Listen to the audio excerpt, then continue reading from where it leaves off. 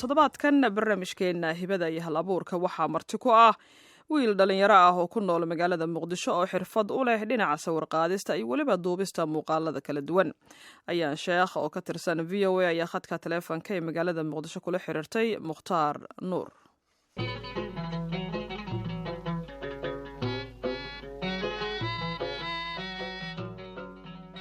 mukhtaar kusoo dhawow barnaamijka. su-aasha horaan kuu hayo waxa weeyaan, adigu waxaad tahay qof dhalinyaro ah ee magaalada muqdisho jooga oona xaggaa ka shaqeeya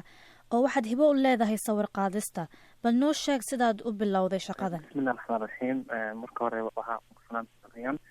waxaan salaamayaa dhammaan bahda v o e da, gaar ahaan adiga fursada ay siiseen maanta ay ku martiqaateen barnaamijka dhalinyarada maanta. marka ugu horeysa aniga waxaan markayga hore ku dhashay wadanka imaaraadka carabta, aan kusoo barbaaray. kabacdi soomaaliya markii ugu horeysay waxaan usoo wareegay sanadka 2004 oo aan garaa magaalada boosaaso aan ku dhamaystay tacliinta sare ama dugsi sare, heerka dugsi sare ayaan ku dhamaystay. intaas kadib waxaan bilaabay inaan ku biiray oo aan shaqalaan galay wadanka saxaafadda, anigoo ka shaqeeya editor ama sawir qaade ama cameraman iyo farsamo yaqaan aanu ahaa. marka muddadii aan ka shaqeynayay saxaafadda, mihnada saxaafadda ama warbaahinta, runtii waxyaaba badan baa arkay oo wadankii oo wanaag iyo horumar badan oo ay ka dhacayaan. marka aniguna niyad ahaan waxaan weligeena arki jiray marka internetka kale aad ka baarayso kale soomaaliya qofku raadinayo waxaa ku muuqdaanaya sawiro aada u foolxumo runtii oo qofkii ka naxayo, si sawirada abaaro, dadka gaajaysan, burcadbadeed iyo waxa la yaqaano dhalinyaro tahriibeysa iyo dagaal sokeeye iyo waxaas lamid ah. marka taas baa xoogaa igu kaleftay inaan anigoo adeegsanaya khibradeyda ama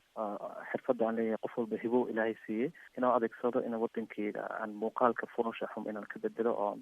muuqaalo qurux badan aan soo tabiyo. anuu adeegsanaya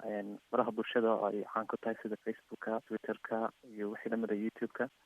haddaba wararkan inta badan aan ka maqlno ama ka yimaada soomaaliya waa warar sheega dagaal ama qarxi, sidaad adigu su-aashii horead ka jawaabtay. markii waxyaabaha kale way dhacdaa, markayna dhacaan shaqadaada may saamaysa?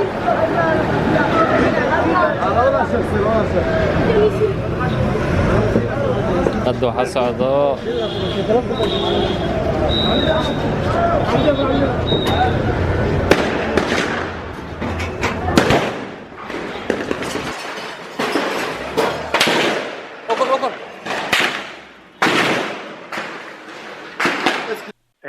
dabcan maadaama hadda aan ku suganahay magaalada muqdisho, dhibaato waa dhacdaa, wala aysan saas u badneen oo sida hadda loo boonbooninayo kale ay kusoo laalaabanayso ma ahan. marka laakiin dabcan dhibaato markay dhacdo wadanka gudihiisa iyo marka warbaahinta kale lagu macnaha aada loo tabinayo iyo xoogaa lagu soo celcelinayo kale iyo xaaladda wadanka jirta, xoogaa waxaa moodaa in farqi weyn ka dhexeeyo. tusaale ahaan maanta oo kale magaalada muqdisho haddii dhibaato ka dhacaan nooc kasta ha ahaatee, maanta kale dhibaatadaas waa loo damqanaya, laakiin berito nolosha waa soo noqonaysaa, nolosha halkii baa laga sii wadayaa. marka waxyaalahan waa waxyaalaha runtii oo aan isdhihi karo waxyaalaha cajiibka aniga runtii markii hore la yaabay, waayo ummadda waxaa moodaa in aysan macnaha nolosha o dhan aysan kusoo gabagaben oo macnaha maanta dhibaataa dhacday oo aan ka samarno nin walbana meesha wadanka ka qaxo. waxa weye dadkuna waa halka noloshii kasii wadayaan, ninkiina de ganacsigii horumarkiisa wadan waa halkuu kasii wadayaa. macnaha maba moodo dadka inay yar u joojinayaan dhibaatooyinkaas iyo waxaas ka dhacayaan, laakiin ay shacabku aada moodo inay uga go-an tahay inay wadankooda dhistaan oo horumarka sii wadaan oo ay ku noolaadaan. marka taas waxaa moodaa taas waxay igu kaliftay aniga laftarkeygana aan youtube-ka haddii ay noqoto ama sawirada aan sheekooyinkaas oo kale aan soo tegiyo, dadkan qurba joogta si u daawadaan, gaar ahaan qurba joogta soomaaliyeed baa targetkaygu ahaa ama hiigsigayga, in qurba joogta ay daawadaan bal wadankii iyaga laftarkoodana waxyaalo badan ba aysan ogeen baa ka jira. markii warbaahinada kala duwan markay daawadaan oo kale iyo marka aniga youtube-kayga ay daawadaan isku maaha, dad inala iisoo diraya dhalinyaro, dad waayeel, caruuro, dad kala duwan baa jira weydiinaya waxay leeyihin meeshan ma meeshii ma Soomaaliya meesha kasoo taganaysa ma meel kala joogtaa marka aniga mar walba iimalada waxa weeye Soomaali ajnabiba waa laysoo diraa waa la weydiiyaa waxaa la yidhahdaa meelhiga weydiinayaan goobaha aan sii tagayna waa ay weydiiyaan aniguna waxaan go-aansaday markii dambe in si mudadawacnimo ah inaan baraha bulshada aniga shaksigaa leeyahay inaan kasoo tabiyo wadanka wanaangiisa iyo quruxdiisa anigoo adeegsanaya baraha bulshada caan ku tahay soomaalida ku badan tahay maadaama soomaalida hadda mooda maalinta ka dambeysa ay xoogaa ay sii fahmeyso internetka ay adeegsato ama baraha bulshada social media aada moodo inay kusii damaneyso marka wanaag iyo xumaanba waa leeyahay waxaa laakiin inta badan soomaalida aan ku taargelinaya aan tusayo weliba gaar ahaan qurbo joogta in wadanka macnaha dhibaato kasta ay dhacdo waxa u dhexeysa ama waxyaalo baa jirta oo qarsoon ama nolosha qarsoon oo caadi warbaahinta caadi ay soo tagin oo waaweyn oo ay jiraan oo sida caadiga oo nolosha caadiga suuqa wadooyinka si dadka si u hadlayaan waxyaala caadiga bulshada isdhexgalka bulshada si ugu muuqato goobaha oo loo dalxiis tago xagee weeye haddaan ka hadlo si gaara barnaamijyada aan youtube-ka soo geliyo barnaamijyada taxanaha ah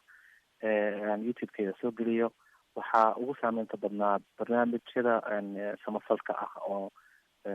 aan kasoo teginay magaalada muqdisho oo runtii soomaali badan oo shucuurtooda dhaqaajisay taas waxay kutuseysaa soomaalida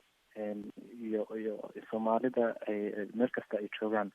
sida ay diyaarsi yihiin hil iyo how inay wax isu qabtaan isgacmo isqabsadaan oo si walaalahood ay ku caawiyaan waxaad sidoo kale adigu si dhow ula shaqaysaa dhalinyarada soomaalida adiguna waxaad tahay qof dhalinyaro ah maxay kula tahay waxyaabaha ugu muhiimsan ay u baahan yihiin dhalinyarada soomaaliyeed ani ma oran karo dhibaato kama jirto wadanku wuxuu ku jiray burbur buu ku jiray in ka badan 25 sano sidaan uwada ogsoonahay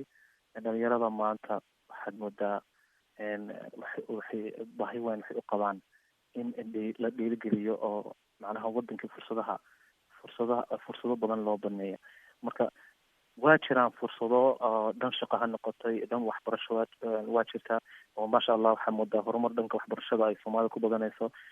tusaale ahaan goobaha ay laabiradayada ha noqotay goobahan macaarida oo kale markaan lasoo bandhigayo bugaagta o kale waxaa arkaysaa dhalinyaro badan oo soo bandhigaysa bugaag iyo waxa lamid a waxaa arkaysaa dhalinyaro goobaha dalxiiska ku badan waxaa arkaysaa laakiin xoogaha waxaad moodaa waxaa ka maqan meeshii dhiirigelintii in la dhiirigeliyo dhalinyarada yarada maanta waxbaa qabsan kartaan naftiina aamina wadankiina aamina waxun waa ka qaban kartaan idinku nin walba ilaahay hibo uu siiyey isagoo u kaashanaya u fikiraya inuu wax qabsado haddana in lagu dhiirigeliyo baa looga baahan yahay marka dhalinyaro badan baa jirta oo ilaahay u fududeeyay iyagoo laftarkooda taageero xagga dadka ugu dhow ka helay laakiin qaar baa jira iyaguna ka niyad jabay dad badan baa jira oo wadanka wax badan usoo kordhin lahaa laakiin badaha ku dhintay inta badan u tahriiba maalin walba laga qaban layahay oo badahan mediterraneanka ku dhintaa marka taas aada xanuun weyn anigu shaksi ahaan igu beertay marka mar walbana ani markaan viidiyaasha iyo muuqaalada aan soo tebinayo waa mar walbana waa weydiiya dhalinyarada wadanka joogta waxaan yihahdaa tahriibka soo aragtaan qaar badi waxay yidhahdaan anagu tahriibka ma taageersanin qaar baa waxay yidhahdaan anagu shaqa la-aanta anigu kaliftee nolol fiican baa raadsanayna marka nolol fiican wadanka waa ka jirta haddii qofka si fiican indhaha u kala qaado laakiin nin walbana dee ilaahay baa duruuftiisa og isagaas og waan gartay adigu hadda sawirahaad qaadid iyo videoaad duubtid waxaad soo gelisaa facebookka ama instagram ama youtube ama snapchatka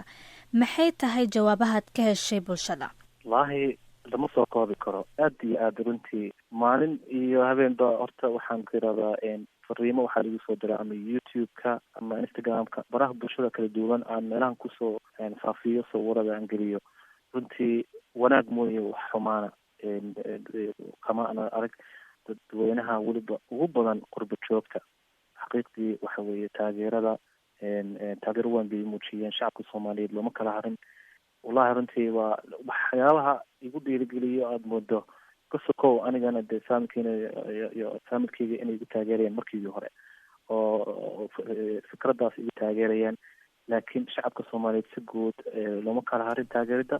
fariimo aada u qurux badan emailo dhaadheer baa liisoo dirayaa oo dadku aada ugu dhiirigelinayaan qaarna xataa iyo fargaranayaan way leeyihin hadda xataa u baahan tahay taageero maadiyan xataa anigu waa ka caawin karnaa iyo meelaha atigee sidoo kale anaga kharajaadka xataa ku qabna iyo wallahi ma malayn karto qaar badan baa magaalada dhexdiisa xataa igu arka way isalaamaan way la hadlaan waxay yidhahdaan sawir ma kula gali karaa oo kale marka macnaha taas waxay kutusaysaa dad qofkii macnaha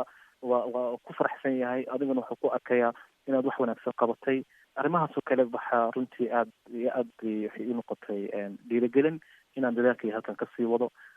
waayahay waan garteen su-aasha ugu dambeysa mukhtaar waxa weeyaan maxaad u rajeynaysaa mustaqbalkaaga insha allah ani waxaan jeclahay inaan xirfadeyda inaan sii xoojiyo oo aqoonteyda sii korursado anigo laakiin mar walbana niyadeyda aniga ku haminaya inaan wadankeyga wax ugu qabto anigo waxbarashadan soo haddii ay noqoto wadanka hadda kasoo qaadanaya ama dabadda hadda kasoo qaadanayo inaan wadankeyga maanta sidaan wax ugu qabanayo oo kale inaan beri oo kale inaan wax ugu sii qabto oo hawshan iyo mid kasii weyn inaan ugu sameeyo marka mar walba mustaqbalkeyga waxaan jeclahay in arko soomaalida oo mid ah oo soomaaliya wadankeena oo horumar gaarta aniga horumarkeygana waa iyo horumarka ummadda soomaaliyeed waa isku mid maanta haddii ani horumar gaaro walaalahay oo dhan waa la siman yihiin haddii walaalahayna ay horumar gaaraan maantana anigana waa horumar baan gaaray marka runtii aniga waxaan oran karaa soomaalida waxay ku mahmaadaa dal shisheeye def ma leh haybad waxaad ku leedahay dhulkaaga hooyo lama horaan waa cawska jiilaal dalkeena anaga dhisan karna dalkeena anaga qurxisan karna gacmo wada jaraba wax ku gooyaan dhalinyarada waxaan ugu baaqayaa inay wadankooda ay u kacaan oo ay wanaagiisa soo tabiyaan nin walbana wuxuu samayn karo ina kaarintiisa ka qaato yaan la sugin qof kale yaan la sugin adiga waa ka bilaabi kartaa naftaada in adiga naftaada hagaajisid kabacdi bulshadaada waa dhisi kartaa ummadana in laga shaqeeyo isu imaatikeeda inaan kala qaybsanaantayna in laga shaqeeyo waa aan ka fogaadaan leeyahay taasaan kusoo boobaya